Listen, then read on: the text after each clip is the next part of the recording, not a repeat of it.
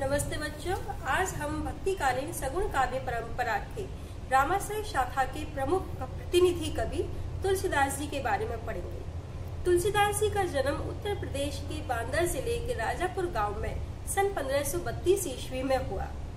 जिस दिन तुलसीदास जी का जन्म होना था, उस दिन पिता आत्माराम और माता हुलसी बड़े ही उत्साहित थे। बच्चे के जन्म से पहले उन्होंने उस क्षेत्र के प्रतिष्ठित ज्योतिषी को बच्चे का भाग्य देखने के लिए बुलाया। जब बच्चे का जन्म हुआ तो ज्योतिषी ने बताया कि महाराज, आपका यह बेटा अभुक्त मूल नक्षत्र में पैदा हुआ है। यह परिवार के लिए बड़ा ही अनिष्टकारी और अमंगलकारी है। थोड़ी ही देर बाद दाई अंदर से दौड़ी दौड़ी आई और बोली कि महाराज, बच्चे की माँ का देहांत हो गया है। ऐसा सुनना था कि पंडित जी बड़े ही मायूस हुए और उन्होंने उसी क्षण अपने पुत्र का त्याग कर दिया और बैराग्य ले लिया। उसके बाद तुलसीदास जी की सारी जिम्मेदारी मुनिया नाम की दासी ने अपने सिर ले ली। वह उसका भिक्षावृत्ति के द्वारा लालन पालन करने लगी। 2-3 साल बाद ही एक दिन अंधेरी तूफानी रात में तुलसीदास जी और मुनिया नाम की दासी जब झोपड़ी के अंदर सो रहे थे तो पूरा झोपड़ा भर भर आकर उनके ऊपर गिर पड़ा, जिसमें तुलसीदास जी तो बच गए लेकिन मुनिया दासी खत्म हो गई। उसके बाद तुलसीदास जी अनाथ हो गए, उनका कोई नहीं रहा। ऐसे ही भूखे प्यासे दौड़ते घूमते घामते वो बाबा नरहरिदास के आश्रम में पहुंचे। वहां पर बंदरों के लिए चने और करकल डाले जाते थे। तुलसीदास जी छुप छुप करके उनको खाने लगे। जब बाबा नरहरिदास की निगाह उन पर पड़ी तो उन्हें लगा कि यह बालक विलक्षण तेज से युक्त है। उन्होंने बच्चे को आश्रय दिया और सर्वप्रथम राम कथा और हनुमान कथा सुनाई। यहीं से तुलसीदास जी के हृदय में भक्ति का सूत्रपात आरंभ हो गया। तुलसीदास जी के काव्य में एक और श्री राम का मर्यादा पुरुषोत्तम वाला रूप है, तो दूसरी ओर श्री राम को शील शक्ति सौंदर्य की त्रिवेणी स्वरूपा भी माना गया है।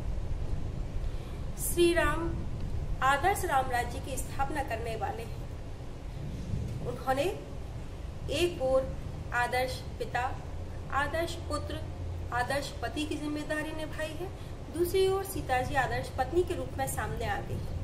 हनुमान जी आदर्श सेवक के रूप में, तो लक्ष्मण जी आदर्श भाई के रूप में सामने आते हैं। तुलसीदास जी के द्वारा अनेक रचनाएं लिखी गईं, जिनमें रामचरितमानस, विनय पत्रिका, कवितावली, गीतावली, जानकी मंगल, पार्वती मंगल, रामाज्ञा प्रश्नावली, रामलला नहछू आदि प्रसिद्ध है। रामचरितमानस की स्थापना की रचना तुलसीदास जी संस्कृत भाषा में करना चाहते थे। तुलसीदास जी अवधी और ब्रज भाषा के साथ साथ संस्कृत भाषा के भी प्रकांड पंडित थे। जब भी वो तुलसीदास जी जब भी रामचरितमानस के लिए श्लोक लिखते थे तो अगले दिन श्लोक गायब हो जाते थे। ऐसा 4-5 दिन तक चला। एक दिन तुलसीदास जी के स्वप्न में शिवजी आए और बोले कि तुलसीदास, तुम भी वही गलती कर रहे हो जो अब तक अनेक संस्कृत के विद्वान करते आए हैं। तुम राम के बारे में काव्य तो लिखो, लेकिन काव्य ऐसी जनभाषा में लिखो जो सामान्य जनता के लिए, आम व्यक्ति के लिए सुबोध हो, जिससे अनपढ़ लोग भी समझ सके। यह केवल शास्त्रों तक सीमित नहीं रहे, बल्कि हर घर में इस काव्य को पढ़ा जाए, सुना जाए। सुबह उठते ही तुलसी ने दृढ़ निश्चय कर लिया कि ठीक है, वो रामचरितमानस को अवधी भाषा में ही लिखेंगे। तो तुलसीदास जी ने रामचरितमानस की दोहा चौपाई शैली में अवधी भाषा में रामचरितमानस लिखा। तुलसीदास जी के काव्य में समन्वय दिखाई देता है। एक ओर सगुण निर्गुण का समन्वय है, दूसरी ओर गृहस्थ और वैराग्य का, एक ओर ज्ञान और योग का, प्रेम और भक्ति का समन्वय दिखाई देता है, तो दूसरी ओर स्त्री और पुरुष संबंधी अवधारणा का समन्वय दिखाई देता है। संस्कृत और जन भाषा का समन्वय दिखाई देता है। निर्गुण और सगुण का समन्वय दिखाई देता है। तुलसीदास जी एक महान लोकनायक, उच्च कोटि के कवि थे। यहाँ हम उनकी रामचरितमानस के बालकांड से ली गई लक्ष्मण परशुराम संवाद को पढ़ेंगे। जब श्री राम राजा जनक की सभा में सीता के स्वयंवर के दौरान शिवजी के धनुष को उठाना चाहते हैं, उसी प्रयत्न के दौरान शिवजी का धनुष भंग हो जाता है। शिवजी के धनुष के भंग होते ही परशुराम जी दौड़े दौड़े आते हैं और वहां आकर के अत्यधिक क्रोधित होते हुए पूछते हैं कि शिवजी का धनुष किसने तोड़ा है। यहाँ पूरे प्रसंग में एक और राम की विनयशीलता सामने आती है, विनम्र स्वभाव सामने आता है, तो दूसरी ओर लक्ष्मण जी का क्रोध, उनका विवाद वत्सल व्यवहार सामने आता है। तो आइए शुरू करते हैं। राम लक्ष्मण परशुराम संवाद रामचरितमानस के बालकांड से लिया गया है। जब परशुराम जी को पता चलता है कि उनके गुरु शिवजी का धनुष भंग हो गया है, तो वो अत्यधिक क्रोधित होकर राजा जनक के दरबार में आते हैं। वहां आकर एक और राम अत्यधिक विनम्र हैं, नीतिज्ञ हैं और सौजन्य के प्रतिमान हैं, तो दूसरी ओर लक्ष्मण जी परशुराम जी के क्रोध को और अधिक बढ़ावा देते हैं। विवाद प्रिय होने के कारण लक्ष्मण जी बार बार कुछ ऐसा कह देते हैं कि परशुराम जी का क्रोध और ज्यादा भड़क उठता है। विश्वामित्र लक्ष्मण और परशुराम के बीच में संतुलन बिंदु का काम करते हैं। तो शुरू करते हैं। नाथ शंभु धनु भंजन हारा, होई कोई एक दास तुम्हारा। यहाँ पर जब परशुराम जी क्रोधित होकर के उस सभा में आते हैं और पूछते हैं कि इस धनुष को किसने तोड़ा है, तो श्री राम जी बड़े ही विनम्रता के साथ जवाब देते हैं कि हे नाथ, हे प्रभु, शंभु धनु भंजन हारा, शिवजी के धनुष को तोड़ने वाला हुई है को एक दास तुम्हारा, तुम्हारा ही कोई एक दास है। आयुष कहा कहिए किन मोही, आज्ञा क्या है कहिए किन मोही, मुझसे कहते क्यों नहीं। आप मुझे बताइए क्या आज्ञा है, क्योंकि इस धनुष को तोड़ने वाला आपका ही कोई एक दास है। इसलिए आयुष कहा, आज्ञा क्या है कहिए किन मोही, मुझसे कहते क्यों नहीं है, किन क्यों नहीं। सुनी रिसाई बोले मुनि को ही, ऐसा सुन करके रिसाई क्रोध से बोले मुनि को ही यानी क्रोधित स्वभाव वाले। ऐसा सुनकर के क्रोधित स्वभाव वाले परशुराम जी गुस्से के साथ बोले, सेवक सो जो करे सेवकाई, कि हे राम सुनो, सेवक सो जो करे सेवकाई।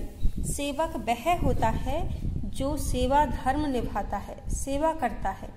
अरि करनी करी करिया लड़ाई, लेकिन यहाँ पर जिसने भी शिवजी का धनुष तोड़ा है उसने अरि करनी यानी दुश्मन जैसे, शत्रु जैसे कर्म करके करिया लड़ाई, मुझसे लड़ाई मोल ले ली है। सुनहु राम जेहि शिव धनु तोड़ा, हे राम सुनिए कि जिस किसी ने भी शिवजी का धनुष तोड़ा है, सहस्र बाहु सम सो रिपु मोरा, वह सहस्र बाहु के समान मेरा शत्रु है। जिस तरह से सहस्त्र बाहु की मैंने हजारों भुजाओं का छेदन कर दिया था और सिर धड़ से अलग कर दिया था, ऐसे ही इसी तरह से वह मेरा विकट शत्रु है। रिपु यानी शत्रु। सो बिल गाओ बिहाई समाजा, उसे समाज को छोड़कर अलग होने को कहो। सो बिल गाओ, उसे अलग कर दो। बिहाई समाजा, समाज को छोड़ करके, इस क्षत्रिय समाज को छोड़ करके वह अलग हो जाए। नैते मारे जई हैं सब राजा, नहीं तो सारे राजा मारे जाएंगे। चाहे वो अपराधी हो या नहीं हो, लेकिन किसी अपराधी को अगर किसी यहाँ पर आश्रय दिया गया तो सभी राजा मारे जाएंगे। सुनी मुनि बचन लखन मुस्काने, इस तरह के परशुराम जी के वचनों को सुनकर के, मुनि परशुराम जी के वचनों को सुनकर के लखन मुस्काने, लक्ष्मण जी मंद मंद मुस्कुराने लगे। बोले परशु धरई अब माने, और परशुराम जी से अपमान के साथ बोले। परशुराम जी का अपमान करते हुए परशुधर ही यानी परशु को धारण करने वाले परशुराम जी से अपमान के साथ बोले। बहुधरनी तोरी लड़काई कि अरे परशुराम जी सुनिए, आप इतना गुस्सा क्यों करते हैं? हमने तो लड़काई यानी बचपन में बहुधनु ही तोरी, बहुत सारे धनुष तोड़े थे। कबहू ने असेर से कीनी गौसाई, लेकिन तब तो आप कभी भी किसी भी धनुष के टूटने पर इतना गुस्सा करते हुए दौड़े दौड़े नहीं आए। कबहू ने असीरिस, कभी भी, असी यानी इस तरह की, रिस यानी गुस्सा, क्रोध, कीन ही न गौसाई, गौसाई यानी स्वामी, आपने इस तरह का गुस्सा कभी भी नहीं किया। यहाँ एक इधर से उधर लेकर के और फिर अर्थ बिठाना पड़ेगा। तो इस तरह का गुस्सा आपने कभी भी नहीं किया। ये ही धनु पर ममता के ही हेतु, और केवल इसी धनुष पर आपकी विशेष ममता किसके ही हेतु यानी किस कारण से है? हेतु यानी कारण। सुनी रिसाई कह भ्रगुकुल केतु। ऐसा सुनकर रिसाई यानी क्रोध के साथ भृगुकुल के केतु यानी पताका स्वरूप, ध्वजा स्वरूप, भृगुकुल के पताका स्वरूप परशुराम जी सुनी, ऐसा सुनकर के रिसाई क्रोध से कह यानी बोले। रे नृप बालक कालवश बोलत तो ही न संहार। हे राजपुत्र, नृप यानी राजा, बालक यानी पुत्र। हे राजा के बालक, हे राजपुत्र, कालवश यानी मृत्यु के वशीभूत होकर बोलत बोल रहे हो तो ही न संहार, तुम्हें कुछ होश नहीं है, तुम्हें कोई होश नहीं है। तुम किससे बात कर रहे हो, क्या बात कर रहे हो? क्योंकि तुम मृत्यु के वशीभूत हो। धनु ही सम त्रिपुरारी धनु, विदित सकल संसार। सकल संसार यानी संपूर्ण संसार, सारा संसार विदित जानता है कि धनु ही सम त्रिपुरारी धनु, कि तीनों लोकों के स्वामी शिवजी के धनुष की उपमा उन सामान्य धनुषों से नहीं की जा सकती। तीन यहाँ बताया है कि संपूर्ण संसार ये जानता है कि शिवजी का धनुष है और सामान्य धनुष तो सामान्य धनुष है। इसलिए तुम क्या बोल रहे हो, तुम्हें कुछ भी होश नहीं है।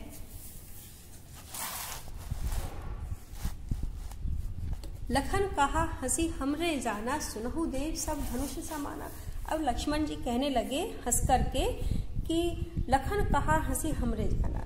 लक्ष्मण जी हंस करके कहने लगे कि सुनहु देव, सुनिए, हे देव, हे मुनि सुनिए। हमरे जाना, हमने तो जाना था कि सब धनुष समाना, कि सभी धनुष एक जैसे होते हैं, समान होते हैं। का क्षति लाभ जून धनु तोड़े, और फिर जून यानी पुराने धनुष के टूटने पर का क्षति लाभ, क्या नुकसान और क्या लाभ। धनुष बहुत पुराना हो गया था, उस पर आप इतना विचार नहीं करें। जून यानी पुराना, तो पुराने धनुष के टूटने पर का क्षति यानी नुकसान, लाभ और क्या लाभ। देखा राम नयन के भौरे। अब यहाँ पर लक्ष्मण जी स्पष्ट कर देते हैं कि धनुष किसने तोड़ा है, और कह रहे हैं कि मेरे भैया राम ने तो नयन के भौरे यानी नए के धोखे से, भौरे यानी धोखे से, मेरे भैया राम ने तो उसको नया समझ करके देखा था। छुअत टूट रघुपति न दोषु।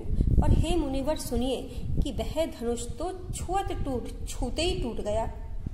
रघुपति ही न दोषु, इसमें मेरे भैया राम रघुकुल के स्वामी श्री राम का न दोषु, कोई दोष नहीं है।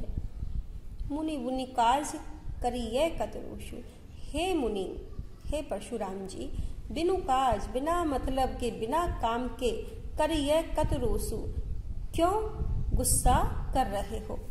हे मुनि, आप बिना काम के इतना गुस्सा, रोसु यानी गुस्सा, क्रोध क्यों कर रहे हो। बोले चितई परशु की ओरा।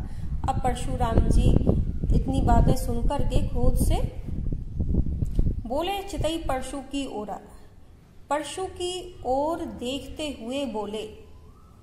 अपने परशु की ओर देखते हुए बोले, यानी उसको धमका रहे हैं वो लक्ष्मण जी को कि रे सठ सुने ही स्वभाव ने मोरा, कि अरे मूर्ख, सुने ही स्वभाव ने मोरा, क्या तुमने मेरे मोरा यानी मेरे स्वभाव के बारे में नहीं सुना। रे सठ, अरे मूर्ख, सुने ही स्वभाव ने मोरा, मेरे स्वभाव के बारे में नहीं सुना।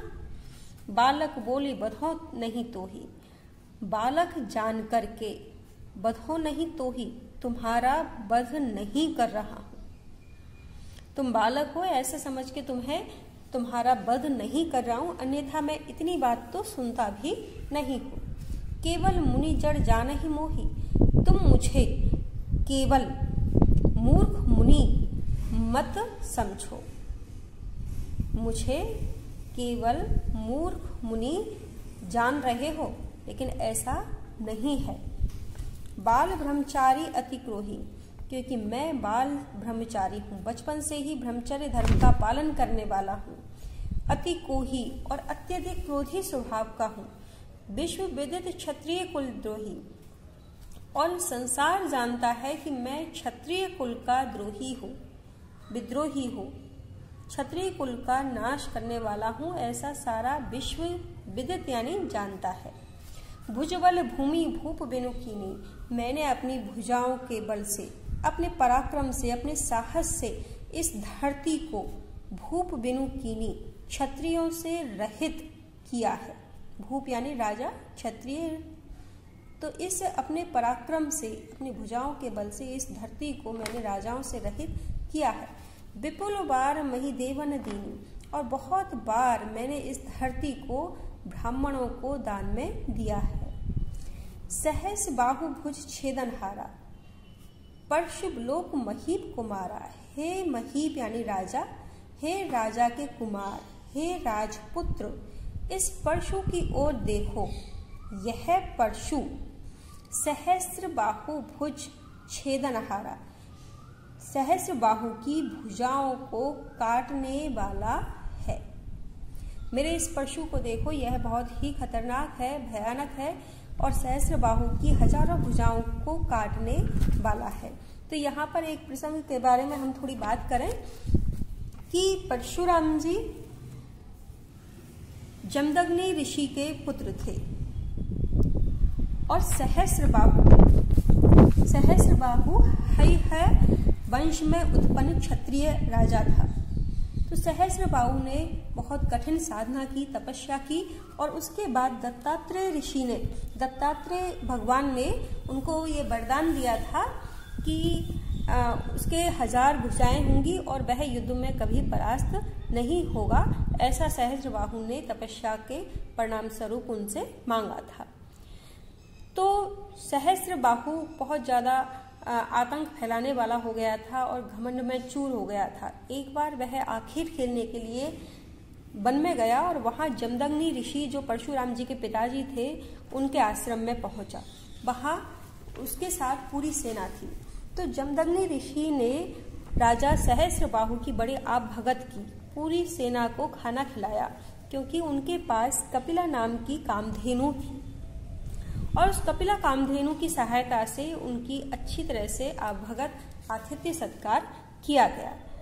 जब सहस्र बाहु ने यह देखा कि यह गाय तो बड़े काम की है, तो उन्होंने उस गाय को पाने के लिए और जमदग्नि ऋषि से प्रार्थना की, लेकिन जमदग्नि ऋषि ने मना कर दिया। तो सहस्र बाहु जबरदस्ती अपने बाहुबल के दम पर उस कामधेनु, कपिला कामधेनु को लेकर के, छीन करके और अपने साथ ले गया। जब परशुराम जी को ये बात पता चली तो उन्होंने सहस्र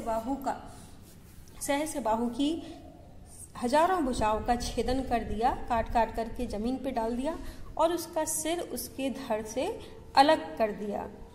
तो यहाँ पर उसी कथा का प्रसंग का वर्णन किया गया है थोड़ा।